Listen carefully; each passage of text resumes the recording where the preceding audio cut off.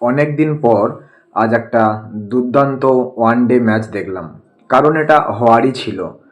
র্যাঙ্কিংয়ের দিক থেকে ১ নম্বর টিমের সাথে ২ নম্বর টিমের ম্যাচ ছিল। তো প্রথমেই বলে রাখি, ইন্ডিয়া প্রথমে টসে জিতে নিউজিল্যান্ডকে ব্যাট করতে বলে। ইন্ডিয়া ফার্স্ট ফিল্ডিং চয়েস করে। তো সেই ক্ষেত্রে নিউজিল্যান্ড প্রথমে ব্যাট করতে নেমে ওপেনিং সাজেদারিটা খুব সুন্দর করেছিল। ওপেনিং জুটিটা খুব সুন্দর রান করেছে। হ্যাঁ, প্রথম ওপেনিংয়েতেই প্রথমে হর্ষিত রানার বলে একটা আউট হয়ে যেত ঠিকই, বাট সেখানে কুলদীপ যাদব ক্যাচ মিস করে। একেবারে হাতে ক্যাচ চলে এসেছিল, বাট কুলদীপ যাদব সেই ক্যাচটা মিস করে। আর কথাতেই আছে, ক্যাচ মিস মানেই ম্যাচ মিস। বাট এখানে ম্যাচটা অবশ্য ঠিকই মিস করেনি, বাট ইন্ডিয়াতে অতিরিক্ত পরিমাণে ক্যাচ মিসটা বেড়ে গেছে। এই ক্যাচ মিস নিয়ে যদি ভবিষ্যতে বিশ্বকাপ বা কোনো ওয়ানডে হার্ড টিমের সাথে খেলতে যাই, সেখানে কিন্তু ম্যাচ মিস হয়ে যাওয়ার সম্ভাবনা অনেকটাই বেশি থাকে। তাই ইন্ডিয়াকে এই ক্যাচিংয়ের দিকটার প্রতি অবশ্যই জোর দেওয়া দরকার। আলটিমেটলি আজ এই ম্যাচটা ইন্ডিয়া জিত দিয়েই শুরু করেছে। ইন্ডিয়া জয়লাভ করেছে নিউজিল্যান্ডকে ৪ উইকেটে হারিয়ে। নিউজিল্যান্ড প্রথমে ব্যাট করতে নেমে ৫০ ওভারে ৮ উইকেট হারিয়ে ৩০০ রান করে। ইন্ডিয়া ঠিক তার জবাবেই ৩০৬ রান করে।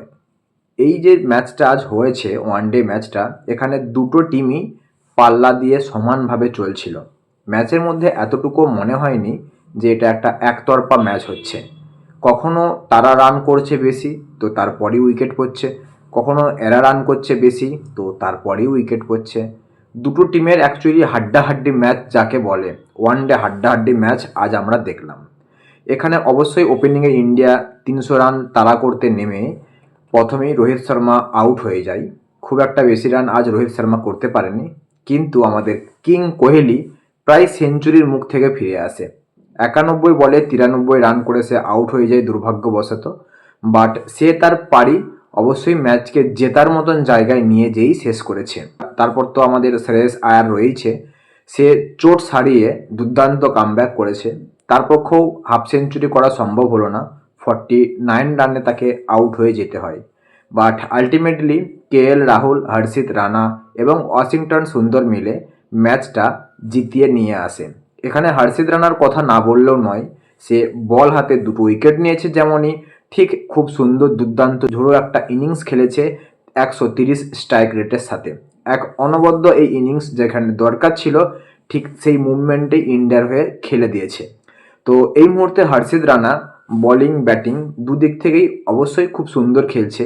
সেই একজন অলরাউন্ডার যে ৩ ফরম্যাটেই খেলছে, টেস্ট, ওডিআই এবং টি-20। তো আলটিমেটলি আজ ইন্ডিয়া ৩টে সিরিজের যে ম্যাচ ছিল, সেই ম্যাচে নিউজিল্যান্ডকে হারিয়ে দিয়ে ১-০তে আগে রয়েছে। আর এই ১-০টাই আমরা অ্যাজ এ ইন্ডিয়ান ক্রিকেট প্রেমী দেখতে চাই। ৩-০তে ইন্ডিয়া এই সিরিজটা জয়লাভ করছে। যাই হোক, আমরা অবশ্যই আশাবাদী ইন্ডিয়া নিউজিল্যান্ডকে হোয়াইট ওয়াশ করে ৩-০ ব্যবধানে সিরিজটা জিতে নেবে। তারই পর রয়েছেই ৫টা টি-20 ম্যাচ। সেখানেও আমরা চাইব ইন্ডিয়া নিউজিল্যান্ডকে টি-20 ম্যাচেও হোয়াইট ওয়াশ করবে এবং ২০২৬ আসন্ন টি-20 বিশ্বকাপ ইন্ডিয়া জিতবে। বন্ধুরা, অবশ্যই তোমরা কমেন্ট বক্সে কমেন্টে তোমাদের মতামত জানাবে। ভিডিওটা ভালো লাগলে লাইক করবে, আর হ্যাঁ, শেয়ার করতে ভুলবে না। তোমাদের কমেন্টস, লাইক, শেয়ার, তোমাদের ভালোবাসাই আমাকে ভিডিও বানাতে আরও বেশি আগ্রহী করে তোলে। ভিডিওটা শেষ পর্যন্ত দেখার জন্য অসংখ্য ধন্যবাদ।